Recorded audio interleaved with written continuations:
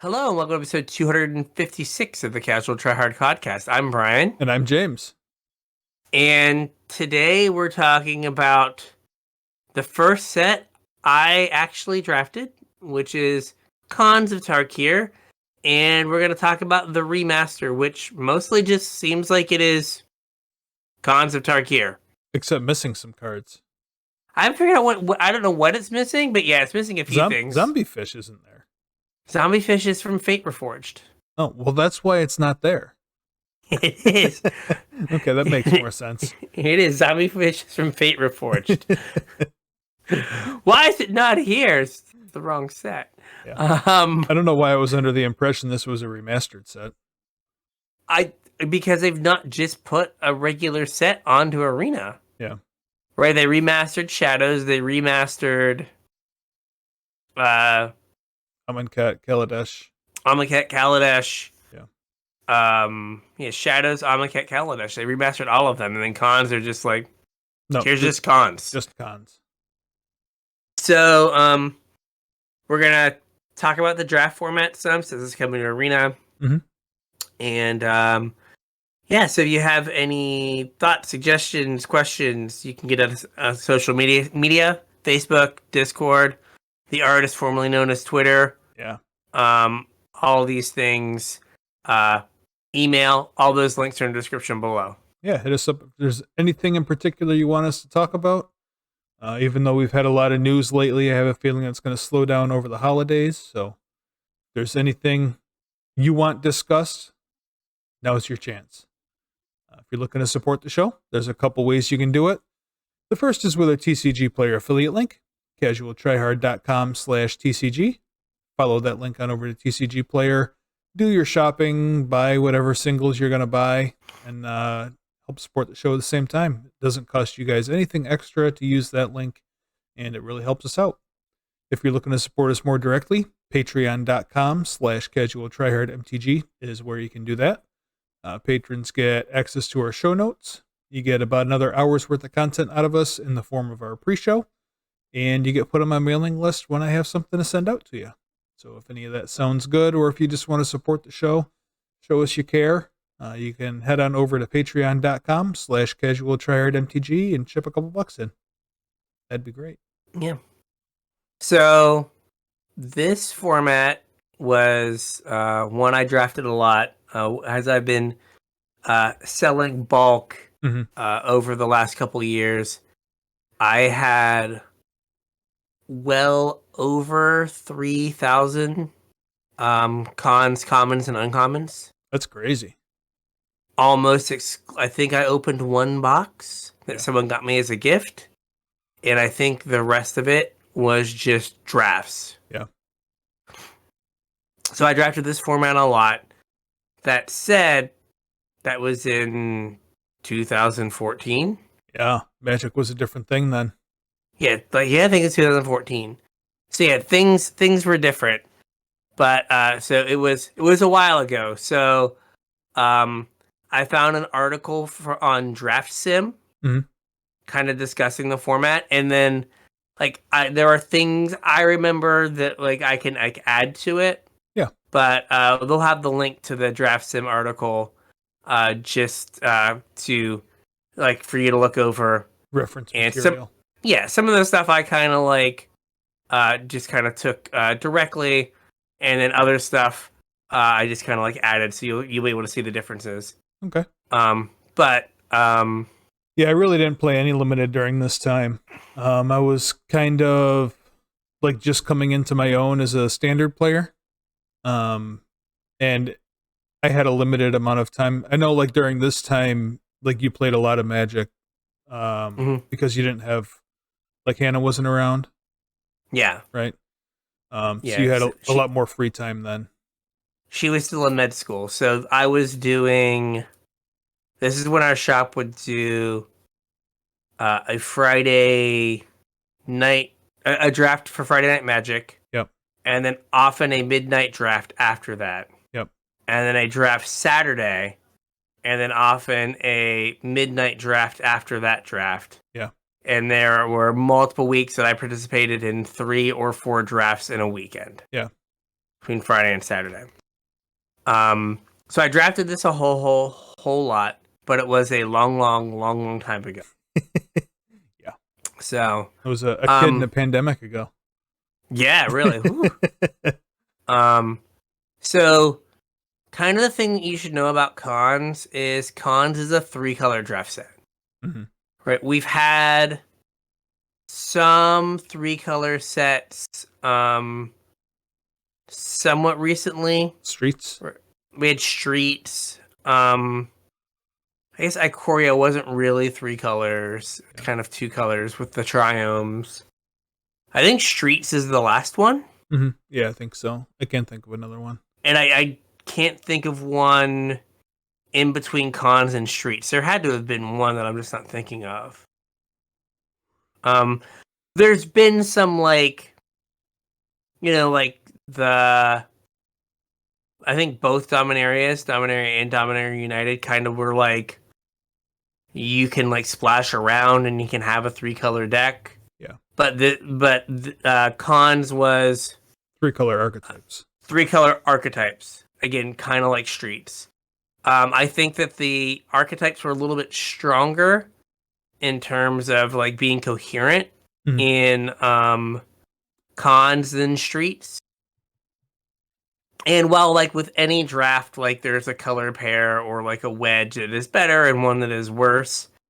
Cons, they were relatively flat. Yeah. So like I don't feel like there was like a do not draft this. Like whatever was open you could kind of move into. Yeah. Sultai probably had the worst cards, and we'll talk about some of that in a little bit. But the other 4 were fine. Mm-hmm. And like Sultai wasn't great, but it wasn't like you can't possibly draft this. Yeah. So there's a few hidden archetypes too, right? Yeah, I think I have a couple of those later on, like in some of the archetype breakdowns. Yeah. So you're fixing. There are the fetch lands, but they're rare. Right, and you kind of don't want those in limited anyway, right? No, they're not great. Yeah, I mean they are like an evolving dual wilds. Land. Yeah. It's an evolving wilds. But there are the uncommon tri-lands. Mm-hmm. So these did not have a Frontier Bivouac. Mm-hmm. Mystic Monastery. Yeah. Nomad Outpost. Jungle Hall. Oh, sorry, wrong one. Opulent Palace. Yep. And Sandstep Citadel. So they're like the tri-lands that you know from Modern Magic, but they don't have a land type. They're just End of Battlefield's tap tri-lands. And they don't cycle. And then you have the gain life lands that if you've played Pauper, this is like the backbone of like 2-color Pauper mana bases. Jungle Hollow, Bloodfell Caves, Dismal Backwater, Swiftwater Cliffs, Scoured Barrens, yep. Thorwood Falls, Tranquil Cove, Windsguard Crag. That was the one I was trying to think of. And Rugged Highland. There we go. I have the file open and like I missed one. Blossoming Sands. There we go. So these are they should be like they were in the other ones. Like these took the basic land slot. Mm-hmm. So like there's basically one in every pack. So this is like the backbone of your mana fixing in Limited. Yeah. So we'll talk about this a little bit more, but everyone's going to be playing tap lands. Yes. So the format is kind of inherently slow because the mana is inherently slow. Yeah, and also I think we've talked about it on the show a couple times, but Morph is in this set. Mm-hmm. So for people who don't know what Morph is, if a card has Morph, you can play it for its Morph cost, which is 3 generic mana, and it's face down, and it's a 2/2 colorless creature. And then you can activate its Morph ability to turn it right side up. And usually something happens when you turn it right side up. Mm-hmm. But because it's generic mana to play it face down, you can kind of use that to fill your curve out. But at the same time, a Gray Ogre isn't exactly a modern playable Magic card. So the format is a little slow because of that. I don't think you would be surprised.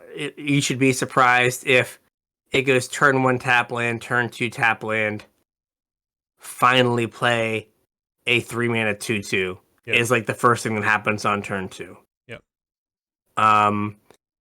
So the format is just slow because and you get the board stalls because you play a 3-mana 2/2 and then your opponent plays a 3-mana 2/2. You can't like attack into it really. Right. So I mean, you can kind of play a mind game, right? Like if you know your morph is garbage and you suspect theirs is pretty good, you could attack it and try and. Yeah, absolutely. Like if you're like, oh, it's whatever the 06 blue thing. Yeah. You're just like, oh, yeah. Like basically, this is better as a 2/2. like any value I get for this is better than the backside of this card. Right. So you can think of the morphs as a way to fix your mana. Mm-hmm. Right? So, usually you have to have the right colors of mana to play your spells, but if you have morph cards, you can just use those as long as you have 3 lands, you can make a play. Mm-hmm. And it gives you more time to get your mana online. Yep. Right? So instead of having to have the right mana on turn 3, you can have till turn 4 or 5 and then pay the cost to flip it. Yep. So morph is secretly a way to fix your mana as well and let you actually play spells, right? They mentioned this in the Draft Sim article, and I do remember this as something that they had done. They in the Draft Sim article they called it the rule of 5. Oh, with the morph cost. Yeah. So basically, any morph that would eat a 2/2. Mm-hmm. Anything that would trade up with a morph.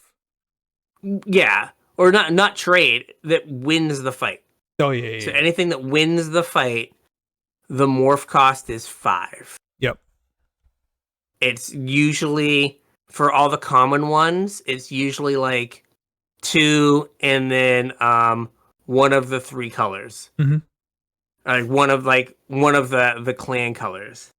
So white, green, black for Abzan, white, red, blue for Jeskai, white, red, black for Mardu, blue, red, green for Temur, and blue, black, green for Sultai. There we go. I was so proud of myself. Then I forget that I was like, oh, you missed the best one.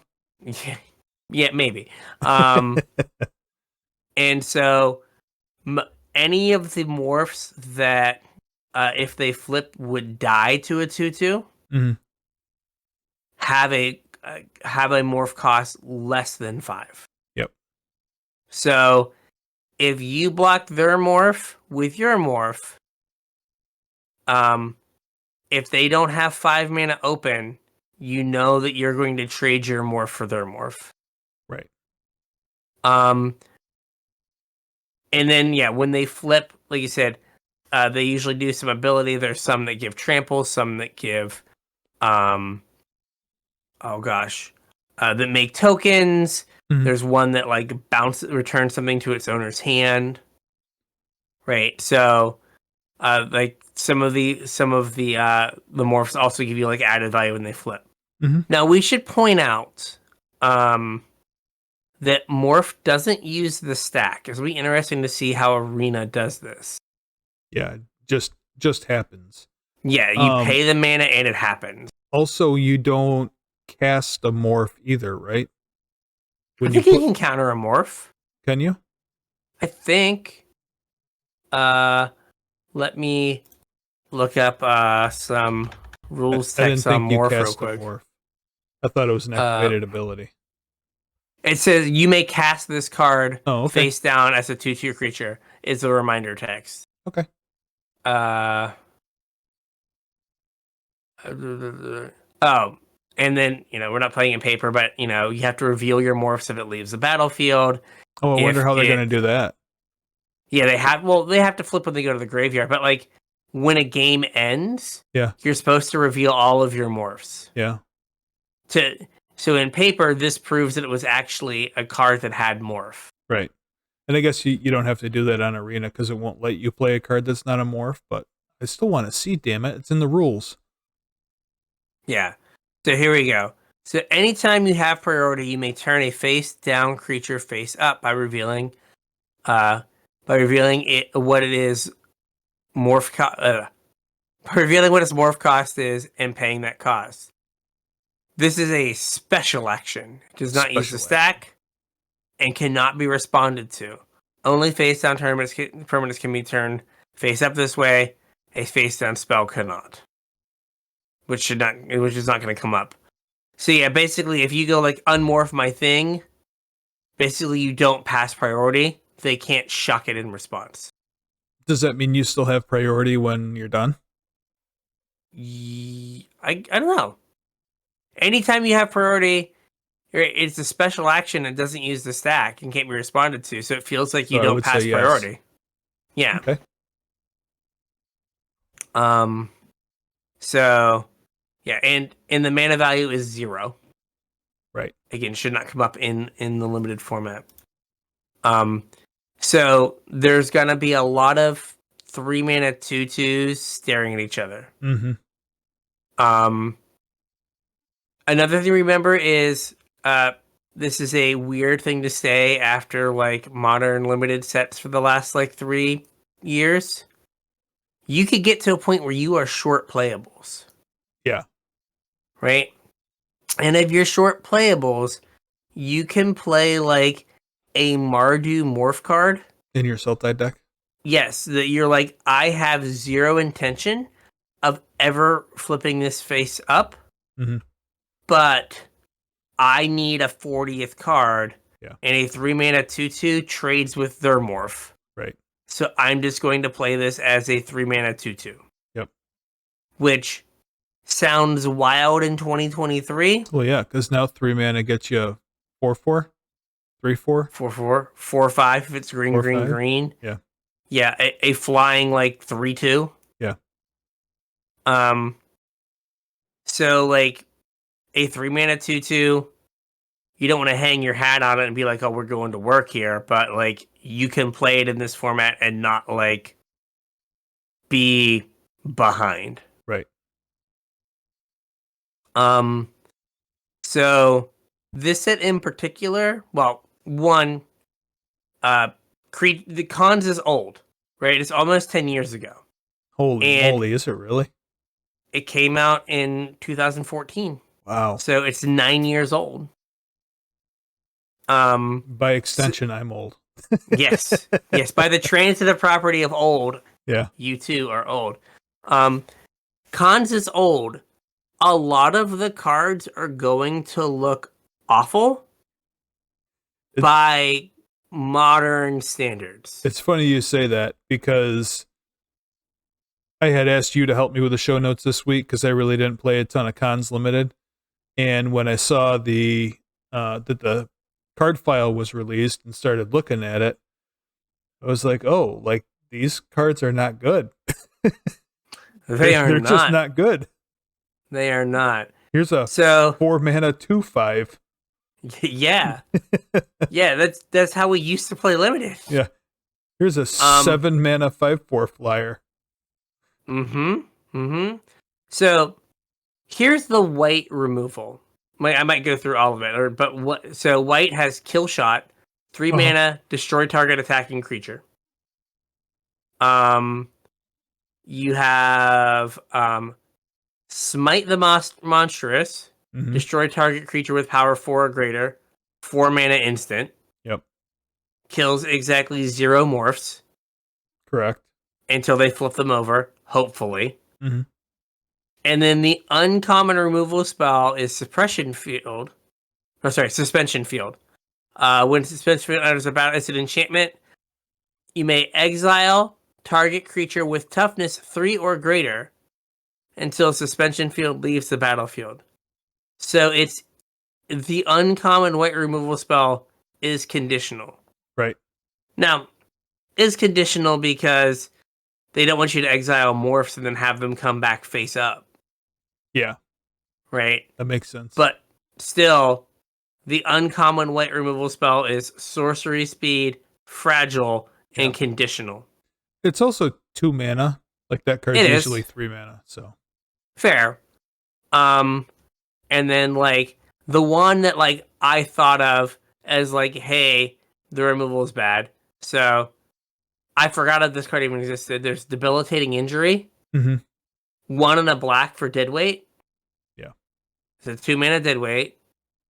You have is it Rite of Serpent? Rite of the Serpent? Rite of the Serpent.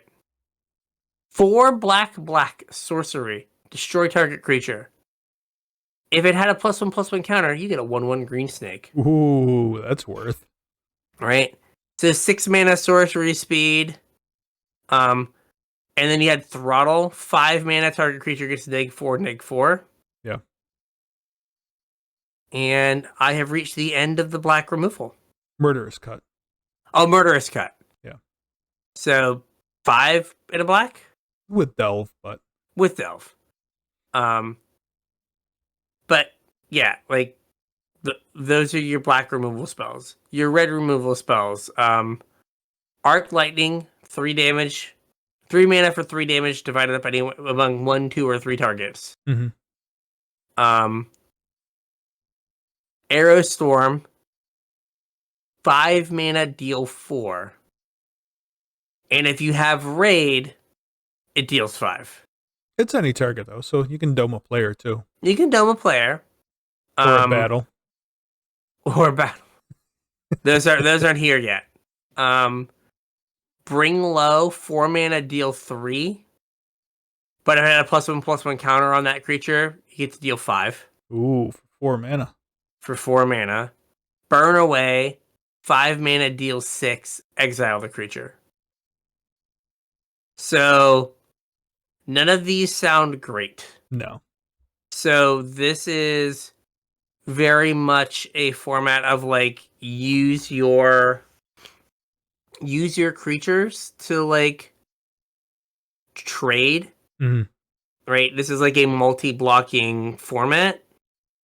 Right? Because the removal there's not a lot of instant speed removal. It's not going to blow you out to multi-block. Yeah. And you want to save your like removal spells for their few really good threats. It's got to make pump spells really good, though, right? Probably, but then the flip side of that is, are any of the pump spells good? I mean, Become Immense is pretty good. Yeah, Become Immense, but like, so, white Dragon Scale Boon, like that's not unreasonable. 4 mana, 2+1/+1 counters. 4 mana for 3. 4 mana for 2 +1/+1 counters, Okay. and you untap it. Okay, but I mean it's instant speed and like it's not terrible. If your removal is so expensive, yeah. Well, like with the removal being expensive, a spell like Feat of Resistance, 1 on the white, gives something protection from a color, and put a +1/+1 counter on it. Like if your opponent spends 6 mana to try to Rite of Serpent your thing, and you spend 2 mana to counter it and make your thing bigger, you're super far ahead. But you want to save your removal for like, wow, I have like 3 removal spells that like can kill, like if they flip this morph and it's a 5/5, I need to like make sure I have a removal spell to deal with it. Right, as opposed to just like snapping off your removal spell early on. Yeah. And like waiting for your opponent to like flip their thing makes them use their mana. Right. Right. So that is probably better. But yeah, you don't have like the removal looks bad, but like in the context of the format is like fine. Now, because it's a 3-color set, we have 3-color gold cards.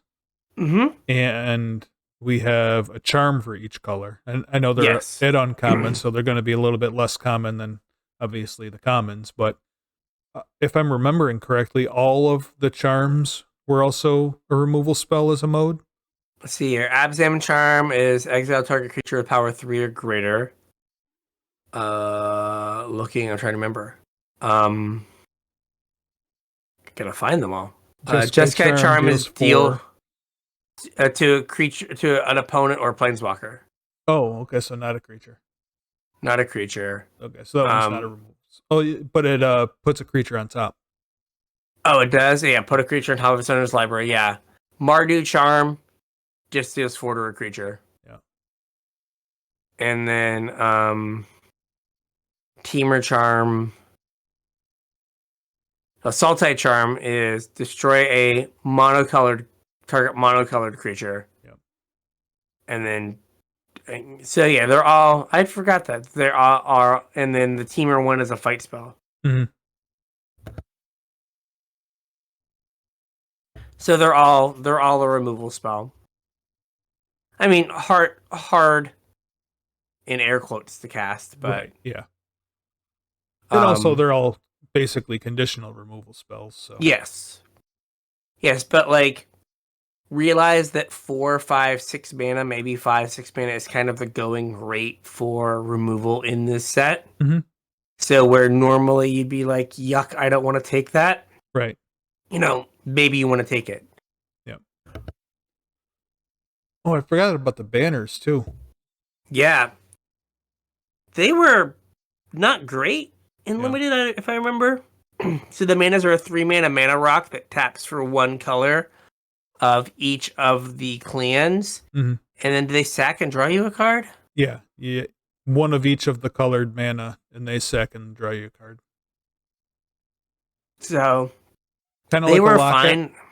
Yeah, they were fine. They weren't great. Yeah. I don't remember playing with them a lot, but again, it's a long time ago. I remember, like, I didn't really draft this set at all, but I played a bunch of sealed back then. I was a huge pre-releaser, and I played a ton of these at pre-release. Mm-hmm. And then, so the creatures in general are not as powerful as creatures are now. Oh, like so, Siege Rhino was like the best creature of all time, and now sees no play. Yes. I mean, it was a rare, but like the commons and uncommons that you would typically play in limited. Laughable. Right, like, yeah. Going through the card file, there's a lot of Summit Prowlers. Mm-hmm.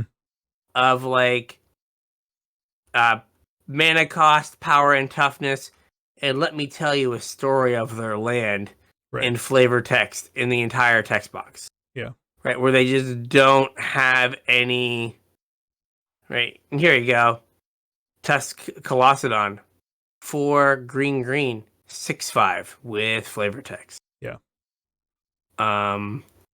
So like the 2 mana 2/1s with flavor text. Mm-hmm. Right, so kind of very different in terms of like normally stuff enters the battlefield now and you get like insta value.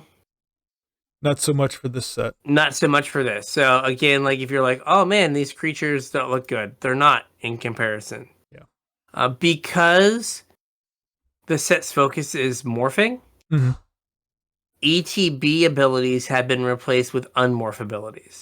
Right. So like, you can let a creature resolve and then kill it, and typically not be behind. Punished. Yeah.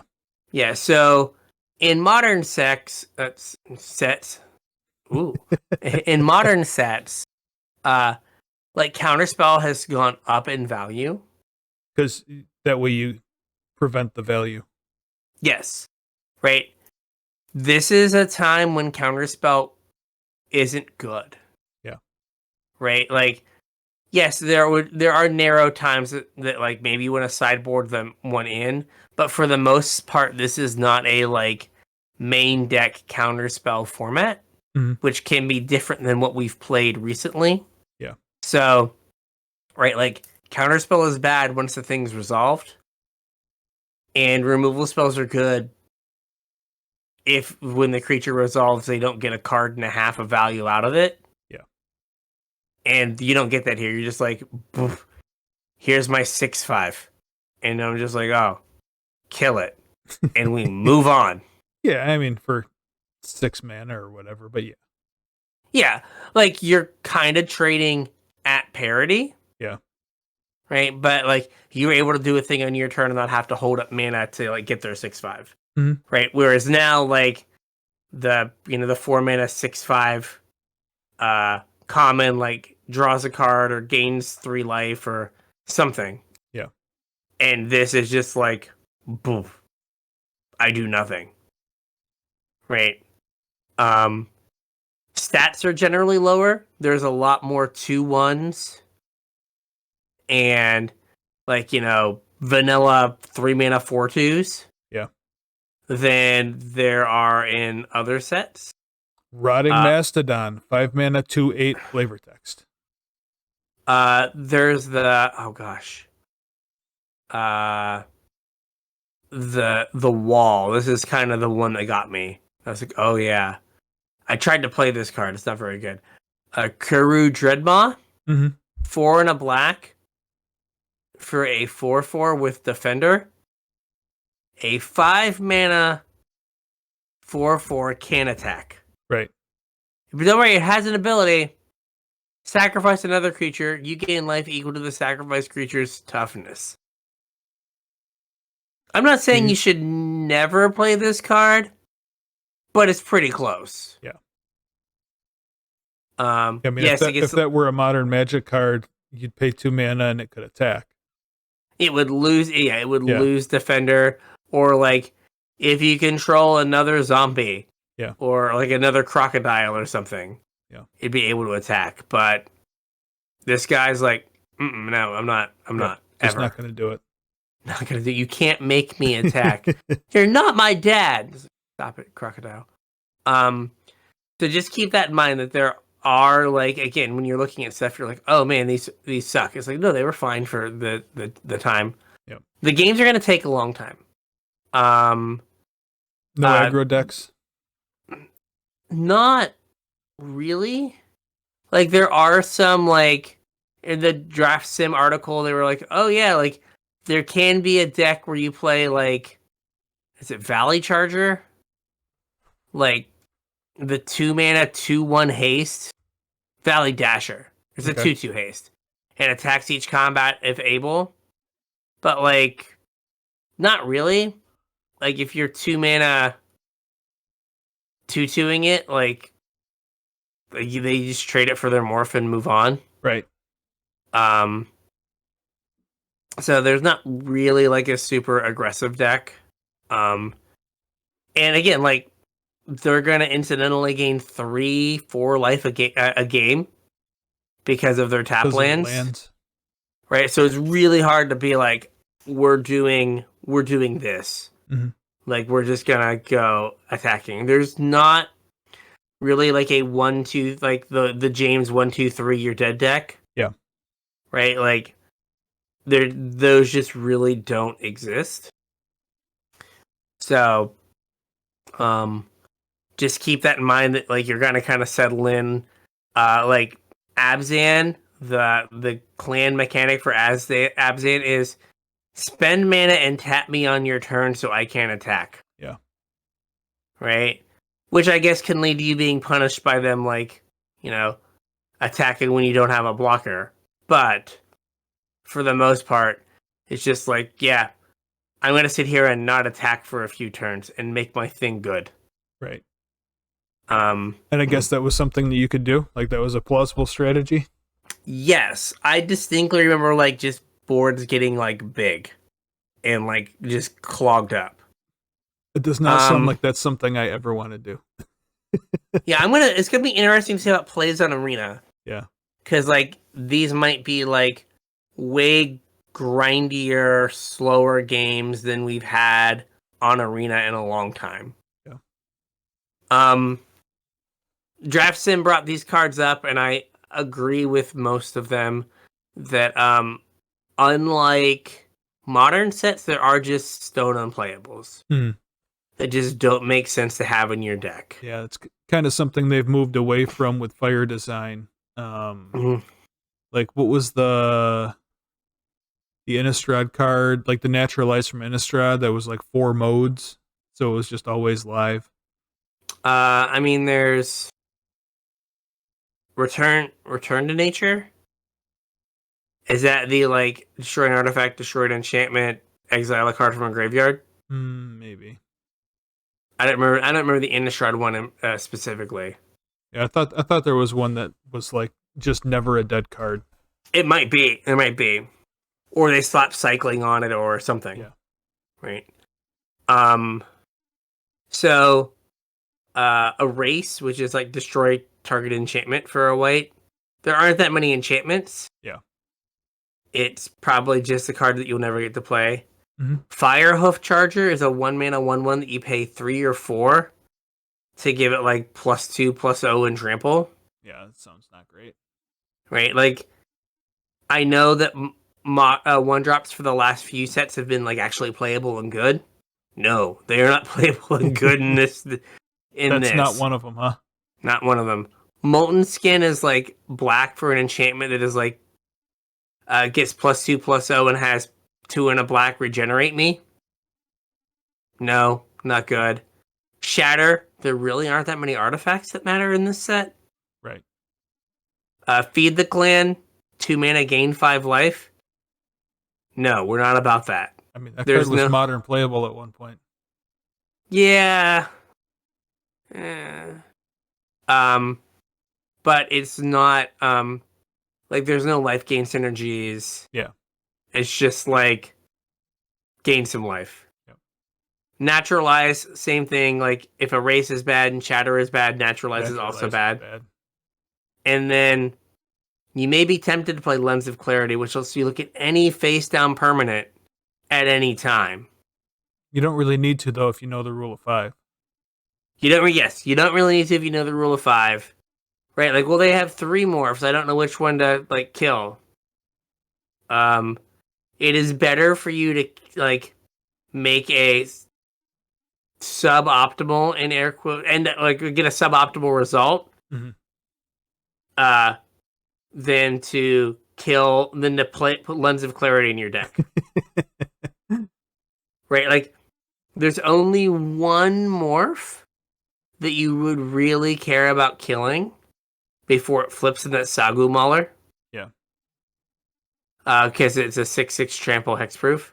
Yeah. You cannot beat that card. The problem with Lens of Clarity is you're never going to get your card out of it. Yeah, you're not going to get a card's worth of information. Right. Right, you're just not. So just don't put Lens of Clarity in your deck. Yeah. Then there's some bad rares that you should just pass. Retribution of the Ancients, an enchantment that lets you remove +1/+1 counters to give something -X. Oh yeah, that card was bad. Yeah, like you spend these counters go on for 1, 2, 3 mana, and then you're gonna be like, I'm gonna pay more mana, and then like 6 mana worth of counters. Yeah. To kill your 2/2, and it's like, oh my god, what have I done? Hardened Scales.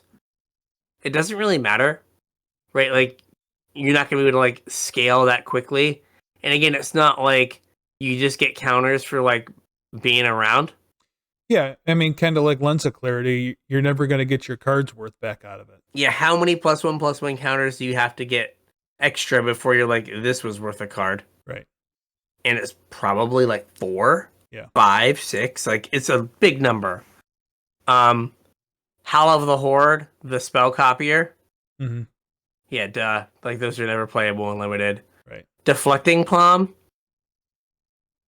Now, is there some equity in to feel like you did the thing where you deflecting your palm, your opponent's like 6 power creature, and you kill them with it? The feel goods are immeasurable. Right. But the rest of the time, it's just a dead card in your hand and doesn't really do anything. So it's just not worth putting in your deck. Altar of the Brood. 1 mana, when a permanent comes into play, target player mills 2. Mm-hmm. You're not going to mill your opponent out. And there are better ways to fuel your own delve. Yeah. than to do that. And then the Dragon Throne of Tarkir is here's what I remember about it. I gotta go look at the actual text. It was like a pre-release promo? It was a pre-release promo. And it was like, why did they give us like the worst card in the set? As a pre-release promo? As a pre-release, like, what did we do to you, Magic? 4 mana for a legendary artifact equipment. Equipped creature has Defender. And 2 tap. Other creatures you control gain trample and get +X to the end, where X is this creature's power. Hey, you got to put that on a Yargle. Equip 3. You got to put it on a Yargle. You got to spend 4 mana to cast it. 3 mana to equip it. And then 2 mana to tap the thing. But it curves. It curves perfectly. So on turn 4 you play Dragon Throne. On turn 5 you play Yargle, and then the next turn you equip and tap. And then they lightning bolt, or they kill your Yargle, and you're 9 mana and a card deep. Yeah, it's oof. Yeah. Woof. Not good. So like those, just let them go. Just So all right, we talked about some like specific cards that are good and bad, and I think kind of like some of them make sense, and some of them are just like, hey, the format doesn't have artifacts and enchantments, you don't have to worry about it. Right? Yeah. Yes. Yep. Dragon Throne of Tarkir. That was the rare legendary equipment that was a story spotlight to the point where they gave it to you as your promo. That's right. Right? That's one of, just real quick, how many artifacts are in this set? Oh, I don't know, like 4? 14. Yeah, but 5 of them are the banners. Banners, yeah. One's Lens of Clarity. Yep. And yeah, there's a 6 mana 4/4 no text. Oh, and one's Ugin's Nexus. So there are no artifacts to blow up. Don't even worry about it. So what are the clan decks? So we forgot one, or I forgot one. There are 5 clans. Each has a 3-color like theme. Okay. And this format is really hard to just play 2 colors. Right? Like, because there's just so much like overlap of what the 3 colors do. It's kind of hard to just be like, I'm red blue. It's like, no, you are Jeskai. If you have you are Jeskai more than likely. Yeah. So what did Jeskai do? Well, the clan mechanic was the introduction of prowess, right? So I'm assuming Jeskai was some type of spell slinger. Yeah, it was a spell slingery deck. You had Jeskai Elder, which was like a 1/2 that had prowess for 2 mana. That if it like dealt damage, you could loot. So like you would like attack with it and use like the threat of activation. Yeah. To get it through to like make your hand better. Monastery of Swift Spirit at uncommon. Yep. There was a 3 mana 2/1 flyer with prowess. Like that was the Windrake in the set. Somewhere Brad screaming at his phone right now. Don't forget about Seeker of the Way. Seeker of the Way. 1 on the white for a 2/2 at uncommon with prowess, and when it got prowess, it also got lifelink. Yeah. So like it kind of leaned spell slingery. It also kind of the red-white side had a little bit of a tokens theme. Yeah, I remember this set had Hordling Outburst, right? This is where Hordling Outburst is from. Yeah, so 3 mana make 3 1/1 goblins. You also had a Trumpet Blast, +2/+0, and then Rush of Battle, which is +2/+1 at sorcery speed for 4 mana. Yeah.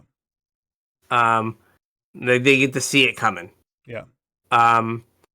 And then if you remember this time, LSV's favorite card from this set, he has the artwork behind him when he streams, is Goblin Slide.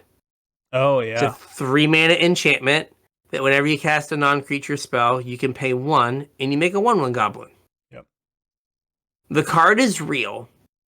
Like you can actually do goblin slide things. Mhm. Right? And just like make a wide board while you're kind of doing other stuff. Right? Like a card that would not work today. Like, I'm going to spend 3 mana and do nothing. Right. And then I'm going to spend another mana. I'm going to spend 3 mana and cast another spell. And then pay a mana and get a 1/1. Why am I dead now? Right? Exactly. But in this format, you're like, that's a perfectly... You spent 3 mana to not affect the board, and your opponent spent 3 mana on a 2/2. Well, yeah. Like, I you're mean, if not you that think far about behind. it like that, you're spending 2 mana to kill one of their morphs, right? Yeah. And, like, oftentimes the first thing that happened in cons was someone played a morph. Right. Like, there were not many 1s, not many 2s that were worth playing. At least how it played out at our shop. And again, this is long ago, like, the meta was, like, what you played at your, like, local store. Right. But it was glacially slow. Right, your 2 mana 2/2 with haste, it has to attack each turn. If it just gets eaten by a morph, like, you didn't really accomplish that much. Yeah. Right. So there's a lot of things that have prowess. This is where Defiant Strike came from. Mm-hmm. The one red, the one white, +1/+0, draw card. Yep. Right, like those are good in the prowess decks because right, they keep your hand full. You're not gonna like storm off or anything wild, but you know anything that's kind of cantrippy is good. What is it? There's a blue card, something force. Let me look at it real quick. It's like 1 in the blue, put a creature back in its owner's hand. Force away. Okay. Right, like this spell now costs 1 mana. Right, like Fading Hope. Yeah. Right, but this is common, and you return a target creature to its owner's hand. Right, this can kind of let you tempo stuff out. Mm-hmm. Right, like you know, you get a couple creatures in there, and then you're like, okay, this is going to like get in an attack and like give me +3/+0 or +3/+3. So like those kind of things, but we don't have like wasn't like a true tempo-y kind of deck. Which is weird like, for a Spellslinger style deck. Yeah, like it just didn't. I don't remember it really having the tool. Yeah. But like Jeskai Charm could pump up your stuff and give it lifelink. Jeskai Ascendancy, right? Jeskai Ascendancy pumped up your stuff. Yeah. Super prowess. Super duper prowess. Abzan had Outlast, so it was +1/+1 counters matter. Mm-hmm. Basically, was what it was. Yeah, like and all of the uncommon Outlast guys, like gave creatures a keyword for having a counter on them, right? There was one for flying, one for death touch, and there's a common one for first strike. Yeah, okay. So Aenoch Bonkin, 1 on the white for a 2/1 with Outlast, 1 on the white. So what that meant, what Outlast 1 on the white means, is that basically reads pay 1 on the white, tap, put a +1/+1 counter on this. Only during your turn. Only at sorcery speed, basically. Yeah. So, right, like again, you know, maybe you get like 2-3, but then on 4 you might be like, all right, I'm gonna like Outlast with some stuff. Yeah. And then we're gonna like, because like Abzan Falconer, a 3 and a white for a 2/3, Outlast for a white, creatures +1/+1 counters get flying. Yep. Then there's the Battle Priest. It's a 3/2 for 4 mana. Outlast 1. Creatures get lifelink. Mm-hmm. So like you have all those keywords, and the green one gives trample.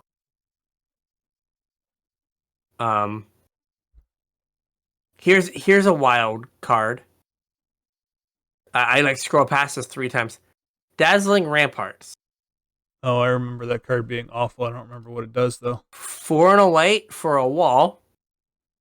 Has Defender. It's an 07. A 5 mana 07 with 1 and a white tap target creature. It is That'd be the worst tapper ever. Yeah, it's like a 5 mana thing, uncommon. That's like, yeah, just tap something, it'll be fine. Yeah. So, yeah, this is a lot of like counters matter things. Like build an army. This is again ends up being slow because like for your creatures to like do stuff, you have to put you have to take time and mana to make them grow. So yeah, but like in that deck though, Ebzan Falconer is like can win the game out of nowhere. Like all of a sudden your whole team's airborne.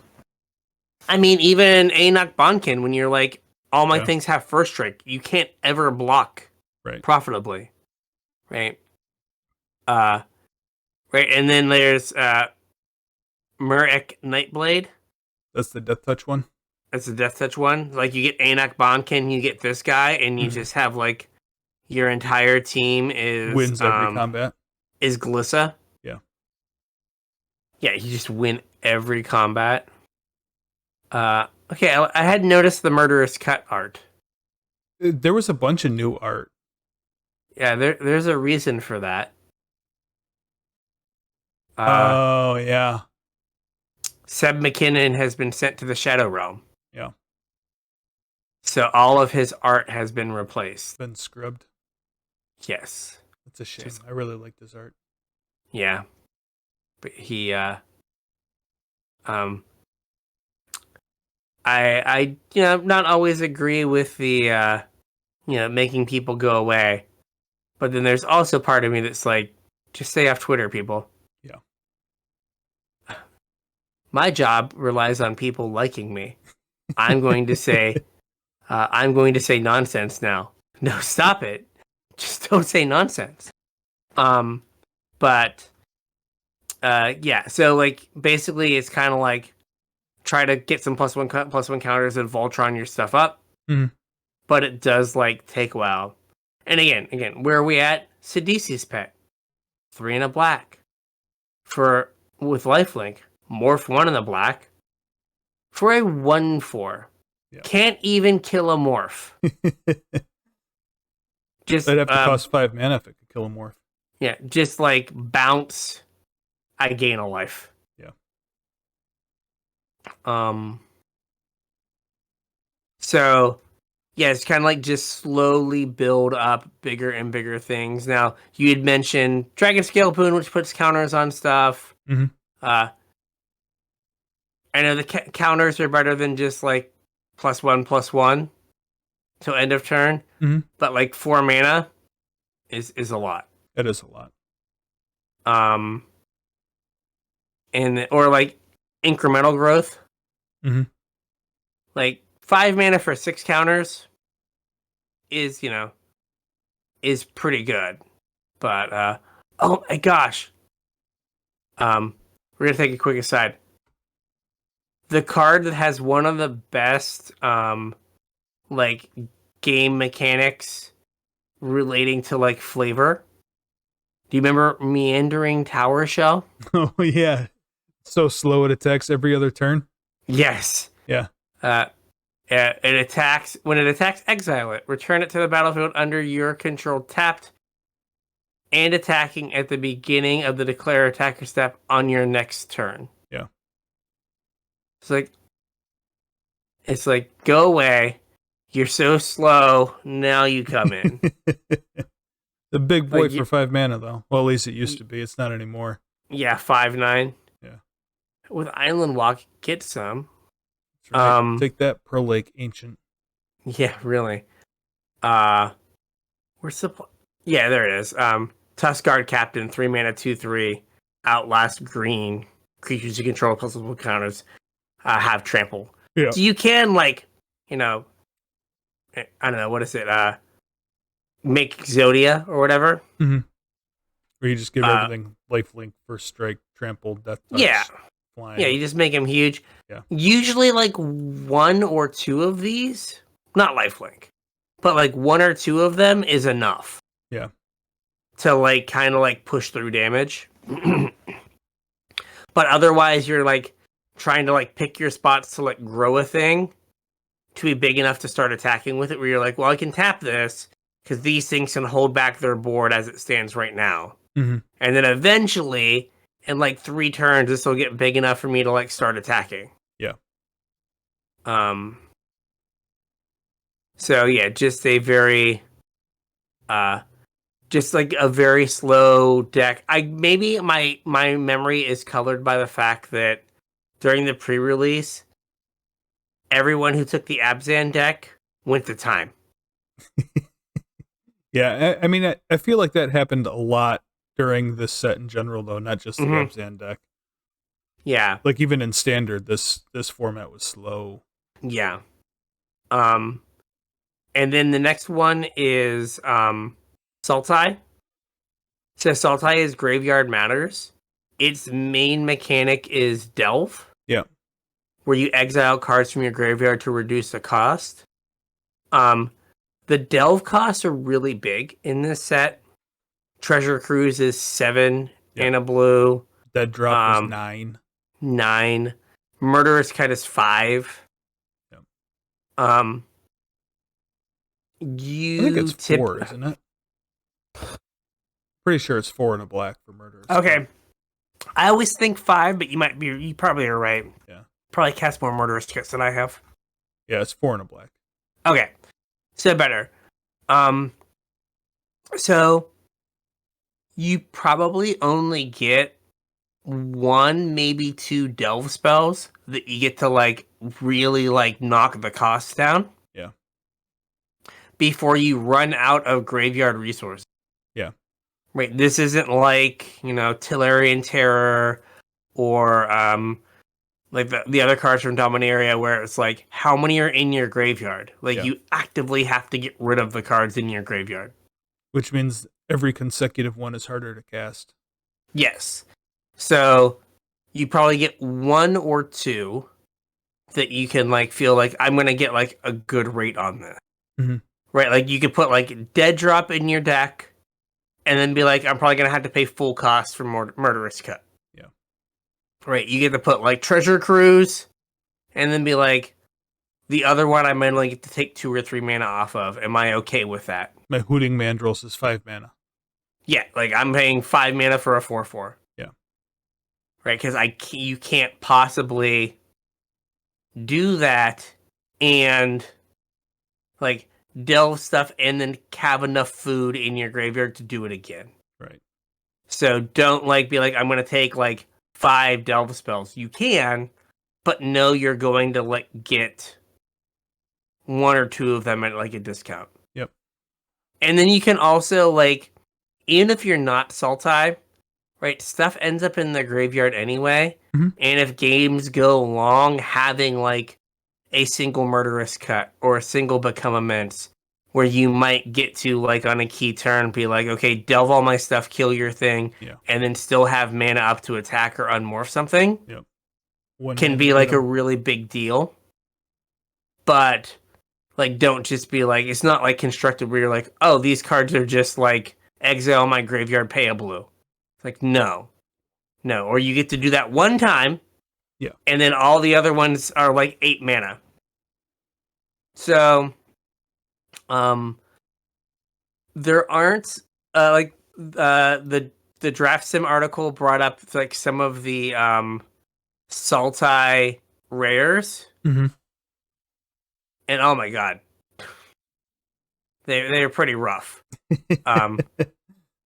Kerr Lichlord, a 6 mana 4/4 that at the beginning of your upkeep you can pay 2 and a black and return a creature from your graveyard to the battlefield.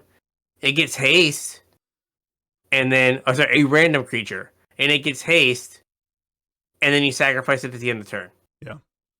A rush Rakshasa Vizier. Yeah. 5 mana, 4/4, and when you exile a card from your graveyard, you put that many +1/+1 counters on it. So like when you cast your one devil spell, you make it big. Right. Has no evasion. Right. Just then eats Gets a removal chunked spell. forever. Yeah. Sultai Ascendancy is also bad. Mm-hmm. Like, look at the top 2 cards. Put any number in your graveyard. So, like, a little bit of selection, but, like, not worth 3 mana in a card. Right. So, like, some of the rares are pretty rough. They did point out Sultai Soothsayer. 2 in Sultai for a 2/5. And ETBs, look at the top 4 cards in your library, put one of them into your hand and the rest in your graveyard. So basically, an Organ Hoarder that is way harder to cast. Yeah. If you remember Organ Hoarder from the Midnight Hunt, I think, or Crimson Vow, one of the two. Midnight Hunt, I think. Midnight Hunt, yeah. That's right, because that was the Esper set. Yep. But yeah, you have, so like Sultai Soothsayer is a fine card, but you know, it's an uncommon, where like Organ Hoarder was a common. Right. Right. So it's just a. It's also probably a little bit better in this set too, though, because it can fuel your delve. Yeah, it can fuel your delve, but like being an uncommon, you're not going to see it that often. Right. So there's not a huge payoff for filling your graveyard. Mm-hmm. Right. There aren't like, I don't think there are any. There are some raid things. I guess there's like one Blood Horde Champion. Bloodsoaked Champion. There we go. Yeah. I cast a lot of Bloodsoaked Champions. Yes, but like that return from your graveyard, right? Like there's not like a lot of things to mill for value, right? Right. Where like now there'd be like 6 cards that like would return from your graveyard, or like would let you have, or that would have flashback or something. Yeah. Like there's Bloodsoaked Champion. So like there's not even like milling for value really. It's just milling to fuel dredge, which isn't great. Oh my god. You already mentioned Rotting Mastodon. I just like saw it and was like, oh my god. Right, like a 5-mana 2/8. Like this is why these games go long. Yeah. This gets played and like through it. None of your stuff gets through it. Yeah. Right? Like this is why like saving your like crappy Rite of the Serpent is like important. You're like, well, I can never attack through this. I guess I have to kill it. Or just attack around it. So yeah, like you can Sultai, but like just be mindful that there's not a lot of payoffs for self-mill. Yeah. Which is a little bit different than normal. Alright. Teamer, big creature, go boom boom. Yeah, it's basically all it is.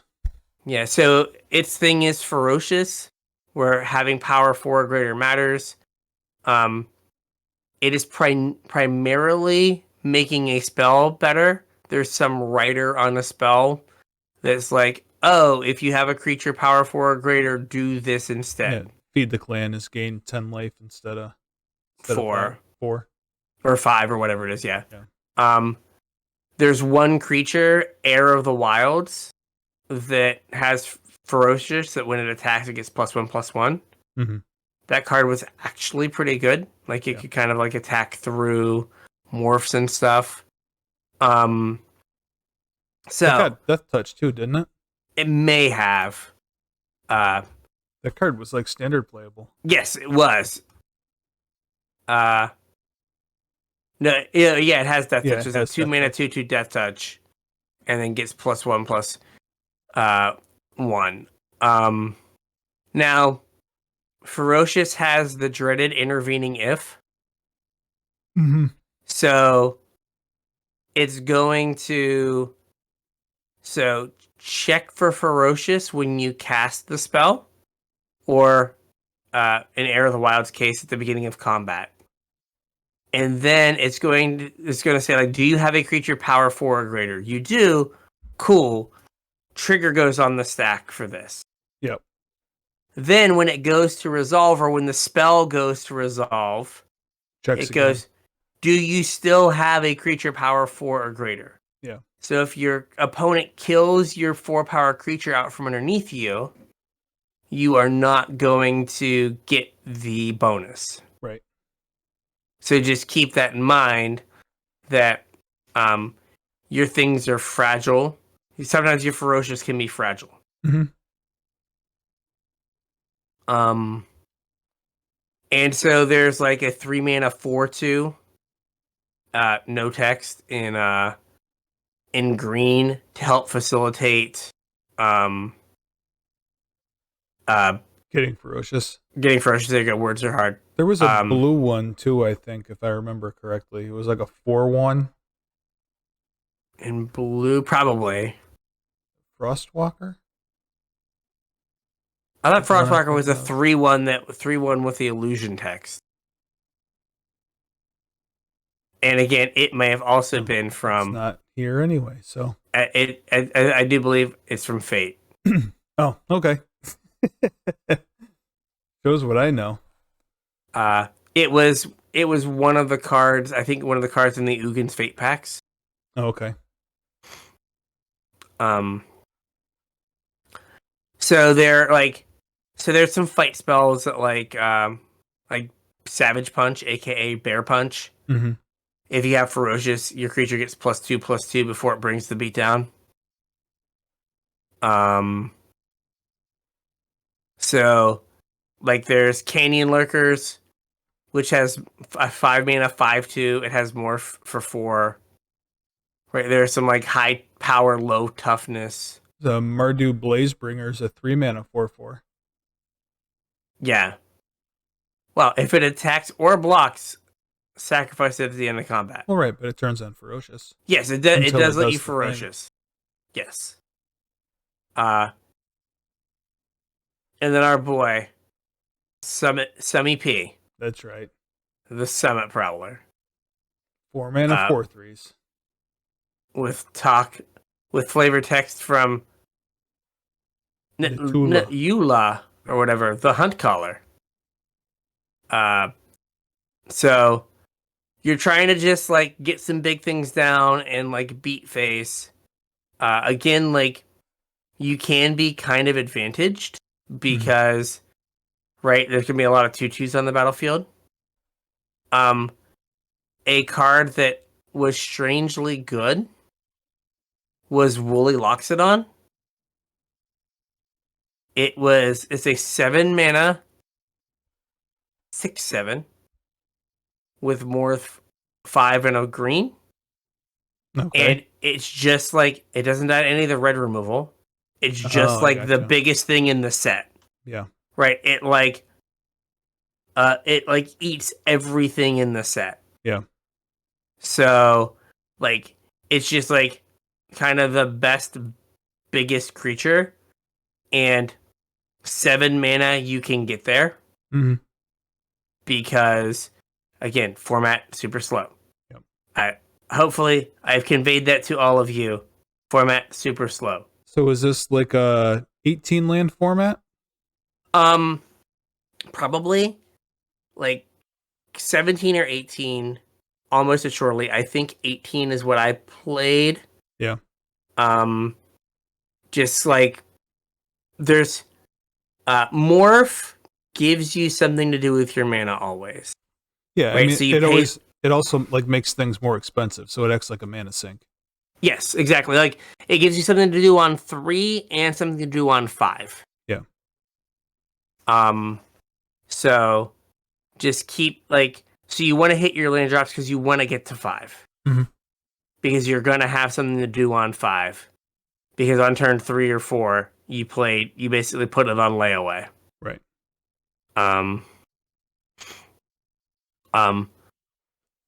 Was the other thing? Then we have Mardudu. Mardudu. This is the one you forgot about. Yeah, so what does Mardudu do? Well, the mechanic is raid, so it wants you to attack. But like raid doesn't do anything unless you've already attacked, right? Mm-hmm. So it's not like you're getting a bonus for attacking. You're getting a bonus from attacking. Yes. Like isn't there like a 4-mana 3/3 that like is only 1 mana if you've attacked? Maybe. I'm looking. And probably the most common one that people remember is Wingmate Rock. Mhm. It's a 5-mana 3/4 flyer, and if you have attacked, it brings another one with it. Mhm. Card's kind of laughably bad in 2023, but was a Yeah, $30 mythic at the time. was amazing. There are only 11 cards with raid in the set, and 2 of them are a rare and a mythic. Okay. Well, no, there are 2 rares and 1 mythic. But like probably the best of the cards was like Mardu Horde Chief. Mm-hmm. It was a 3-mana 2/3. That if you had attacked, it also made a 1/1. Okay. When it entered the battlefield. So like that is kind of your like turn, like play a thing on turn 2, attack on turn 2, play Mardu Horde Chief, get a body. Yeah. Is kind of like what the plan is. Like there's this Bellowing Saddle Brute that's 4 mana for a 4/5, and ETB you lose 4 life, but if you had raid, you don't. Oh, okay. I don't remember this creature ever being played. I'm sure someone did, but I don't remember it. Yeah. Like Mardu War Shrieker is like, yeah, this is the 1 mana one because it makes Mardu. It's 4 mana, but when it enters the battlefield, it makes Mardu mana. So that one's pretty solid, and it's a common. Lets you double spell early. Yeah. But like if you don't attack, it's just a 4 mana 3/3, which isn't really doing a whole lot. So like there's a lot of these that like you're really priced into attacking. Like they have a fail case. If you can't attack, they're not great. Yeah. And like if you attack, they're for the most part fine. Though maybe unexciting.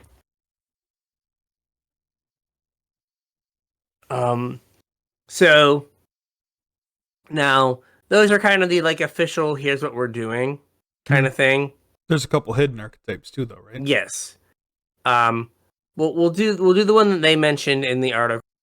They mentioned both these, but we'll just Black White Warriors, where in the Mardu colors have a lot of warriors, and then so like you use Chief of the Edge and Chief of the Scale. Chief of the Edge gives warriors +1/+0. Chief of the Scale gives them +0/+1. Chief of the Edge is probably a little bit better. Yeah. And then just like play some warriors. So you end up with kind of like some warriors with Outlast, some like warriors with more for other abilities. Like you're just like kind of hodgepodging warriors and relying on like the fact that you hopefully had like 1 or 2 of the Chief of the Edge, Chief of the Scale. The Lords. In your deck. Yeah, the pseudo Lords. Yeah. And it's kind of aggressive, but again, not super aggressive. Then the deck that was my pet deck is Blue-Green Trail of Mystery / Secret Plans. Okay. So what's this deck doing? Drafting every land in pack 1. Okay, so you're a 5-color blue-green? You are a hard 5-color blue-green deck. Yeah. Because what you're doing is, so Trail of Mystery is an enchantment for 1 and a green. I gotta read the text exactly. That when you unmorph something, you get a land.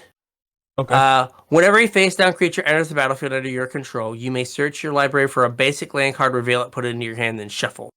Whenever a permanent you control is turned face up, if it's a creature, it gets +2/+2 until the end of turn. Okay.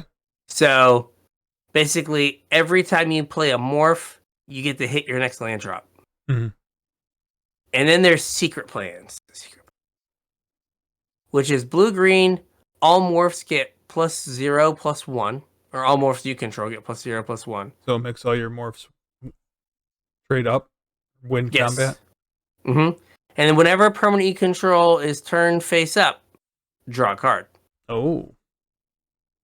So the way this kind of works is you try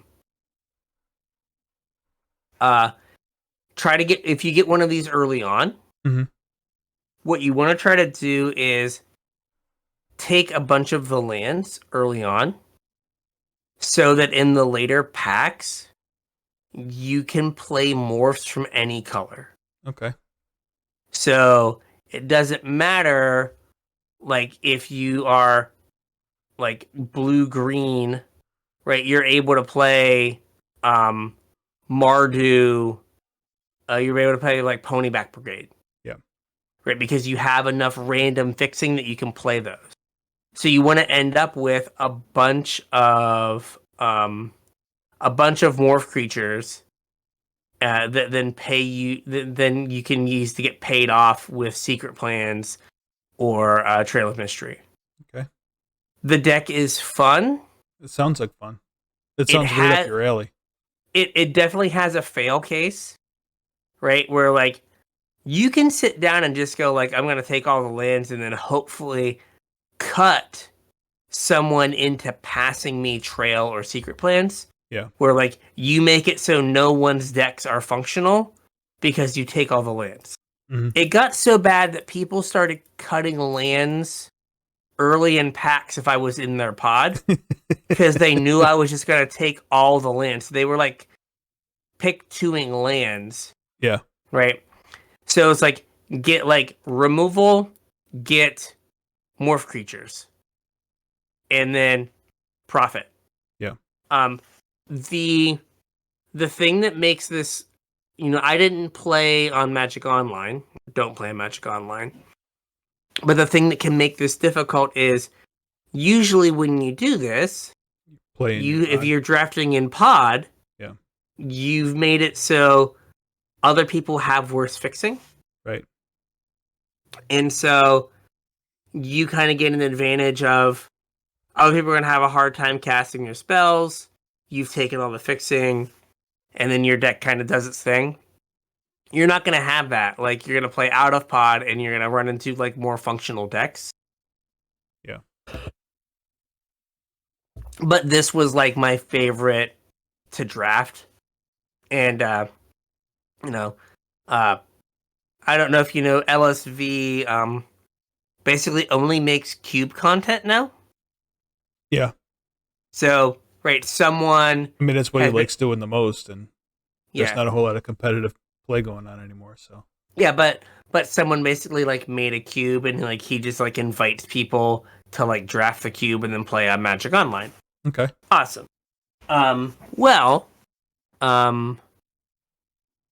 He takes Tellurian Academy so much, people just started hating Tellurian Academy. Or he would, like, draft decks and be like, maybe in pack 3 I'll get Academy. Yeah. And this deck will be good. Right? I definitely fell into I'm going to take all of the fixing and then take anything that gets opened in any other pack. Yeah. And maybe I'll get Trail of Mystery in pack 3, or I'll get Secret Plans in pack 3, and then my deck will be like functional or like good. But like this was like my go-to archetype.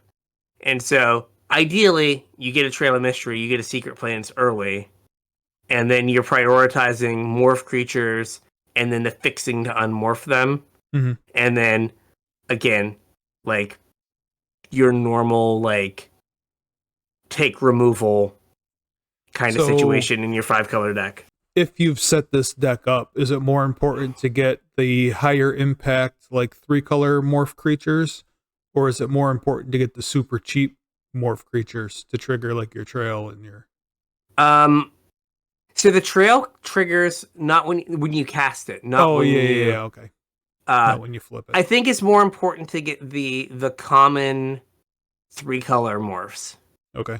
So like that's why you want to prioritize taking a bunch of the fixing, is so you can just play any of them. Yeah. And it doesn't matter which one you play. Well, because there's a cycle of like the ones that flip for free or basically free? They're all like, I think the black one is fine. Well, I mean, they're all pretty low impact. I just didn't know like how important it was to. I think you want the like. I always did it with the 5 with the 5 mana 3-color ones. Okay. Those were like you want to be in a situation where you can flip Ponyback Brigade. Yeah. And then like the next turn, you can flip. Oh god, what is Abominable? Whatever guy. Yeah. Abomination of Gadul. Or Absent Guide. Like you just want to like not care. You can just be able to flip them all. But like Absent Guide is good, right? It's a 4/4 life linker. Like if things went like a little sideways, like you get to gain some life. So like I think that if I remember correctly, like Absent Guide was one of the better ones to get. The Teamer one, where you where it's like a 5/5 with trample. Mm-hmm. Snow Patrol or something. Snowhorn Rider. Snow Patrol. Hey, it's a band. That wasn't a magic card. That was a band. Yeah. And then the other one is an uncommon, Ice Feather Aven. Oh yeah, I remember that one. It's a 2-mana 2/2 flyer for blue-green, which is like hot fire in this set. But it unmorphs for 1 blue-green and returns another target creature to its owner's hand. Yep. So like, if you can like morph it and get paid with the Trail of Mystery, yep, and then unmorph it to bounce something, like you're just doing it. Yeah. But like, you just kind of like piece together stuff and call it good. But it's a lot of fun. There's one particular card that like didn't get called out in this Draft Sim article that I want to bring up. It's not for the blue-green, not for the deck, but just like in random general. thought in general. Ride Down. Okay. So, red-white for an instant. Destroy target blocking creature. Creatures that were blocked by this creature gain trample until end of turn. Mm-hmm. This is like a legit usable removal spell. Yeah. Right? Like, it does not read how like you would want a removal spell to typically read, but like it kills the creature, and since your thing gets trample, you deal damage because now there's not a creature in front of it. Mm-hmm. It was like a legitimately good card. Yeah, I mean, it's kind of a cross between a combat trick and a removal spell because your creature's basically unblocked. So you're, like, ideally, you're killing their best creature and letting your best creature get through at the same time. Yes. So, like, I know it doesn't read as, like, particularly powerful at first blush. Yeah. But it is, like, a very good card. And, like, a thing to, like, keep in mind. Right, like if they attack their 4/4 into your Woolly Loxodon, mm-hmm. you gotta be like, am I getting rode down right now? Yeah, I better be careful. So, I think that's pretty much everything. The set is, I think if you ask most people that have drafted since cons, mm-hmm. I would say it's probably in the top 3 of every draft set since cons. Pretty high praise. I mean, we've had some pretty good ones. Dominaria, Neon Dynasty were both really good. Mm-hmm. I was gonna say, like, it might be like the best. Yeah. Now, this is from 9 years ago. Right. Right. Like, we might be looking back on it fondly, but even like as it was happening, I was like, oh, this is like really good. Yeah. So this is one that you kind of owe yourself to get to check out. Just try it out. Yeah, and see how and see what it's all about. Yeah. Hopefully give you some pointers to help make that go a little bit better for you. yeah, hopefully you're like you can be like, oh, I know this. And do yourself a favor, if you see a Trail of Mystery, don't pass it. Yep. And I guess there's one more thing. What's that? Which is um uh because the mana fixing so good, right? Like if you're Abzan and you open Sagu Molar, which is 4 green blue for a 6/6 trample hexproof, right? Morph, which you typically don't morph it. You're just like, I'm just gonna like play this thing for 6 and win the game. Well, right. I'm assuming you're going with you splash it, but exactly the benefit is that even if you don't ever see your blue mana, you can morph it. You can play it as a 2/2. Yeah. Yes, but like you're Abzan and you have like 3 or and you like are like, okay, I'm gonna like get 3 or 4 blue lands or 2 blue lands and be able to play this, and it's never dead. Yeah. Right. Same with like Siege Rhino. Mm-hmm. Hey, I'm Sultai. Right. No, you're not. You're Sultai with like a Siege Rhino in your deck. Yeah. Or like you're Jeskai and you hope you've cobbled together enough fixing. Right. And Siege Rhino's on the extreme, right? It doesn't have morph. It doesn't have like the escape hatch. Yeah. Right. But it got Birthing Pod banned in Modern. Right. So it's the thing that happened. It is very good. Yeah. So like there are just some cards that you're like, you know what? I can't really pass this. Like if it's early enough, yeah, I'll figure it out. And you may like another thing to keep in mind if you're on the 5-color Trail of Mystery Secret Plans nonsense deck. Mm-hmm. There's a lot of times that your opponent's gonna like be Jeskai and open a Siege Rhino and go, I can't use this. Mm-hmm. And like you took a Sandstep Citadel and then a Blossoming Sands and then a blue-white land, and you're like, I can cast anything. Well, imagine if you're on Trail of Mystery, like you're playing at least one basic of all of the colors of cards in your deck anyway, so you just get whatever you're missing. Yeah. But like, you have there's going to be more times where powerful gold cards get shipped to you. Yeah. Because your opponent opens a Savage Knuckleblade and like doesn't feel like they can play it. Right. And you're just like, that card's fine. I'll take it. I can play that. Yeah, I can figure out a way to play it. I know.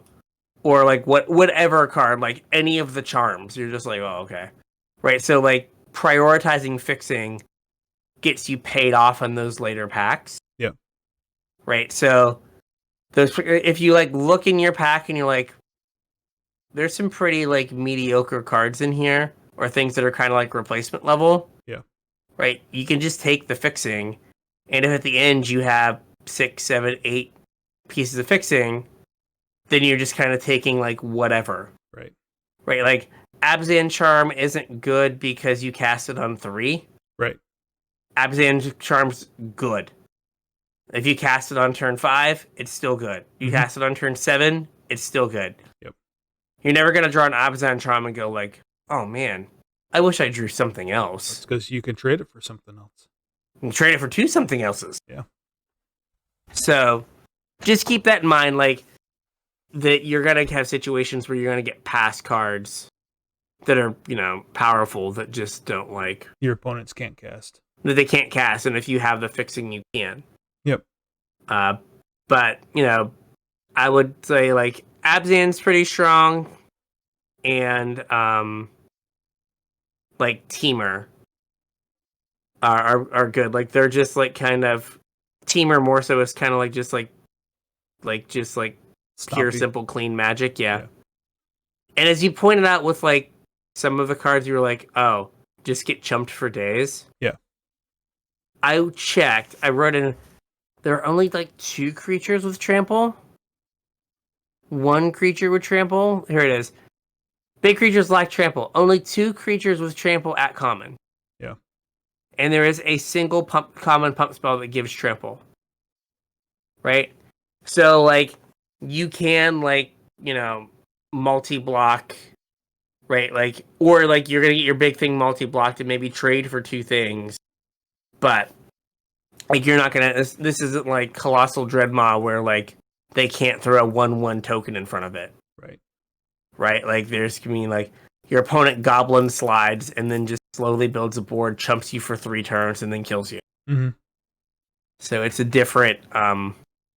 So it's different than what we have now. Like, the big creatures do have the problem of, like, getting slowed down. Yeah. So, with all that, I think we got a show. I think we got a show. So, hopefully you enjoy drafting the format. If you have questions about the format, if you want to send us a deck and be like, hey, I did it. I got 2 Trail of Mysteries. Let's see it. Let's see it. Yeah, send them our way. Facebook, Discord, the artist formerly known as Twitter, and email are all those things are below. Yeah, let us know how you like it. I know, like I said, I didn't really get a chance to draft this set too much when it was out, so I'm excited to give her a shot. Real quick, if you're looking to support the show, as usual, there's a couple ways you can do it. The first is with our TCG Player affiliate link, CasualTryHard.com/TCG. Surf on over to TCG Player using that link, and you'll help support the show while you do your shopping. We would appreciate that. If you want to support us more directly, you can head on over to patreon.com/CasualTryHardMTG and chip a couple bucks in. You get to help support the show you love. You get to check out our pre-show, another hour of content out of us every week. You get a sneak peek about what we're going to be talking about the coming week in the form of our show notes. And you get put on my mailing list for when I have swag to send out. So support us. It'd mean a lot. Yes. Thanks. Please. We'd appreciate it. Yep. I got a garage door opener to pay for. Yeah. All right. So with that, we'll catch you on the internet. We'll catch you on the internet.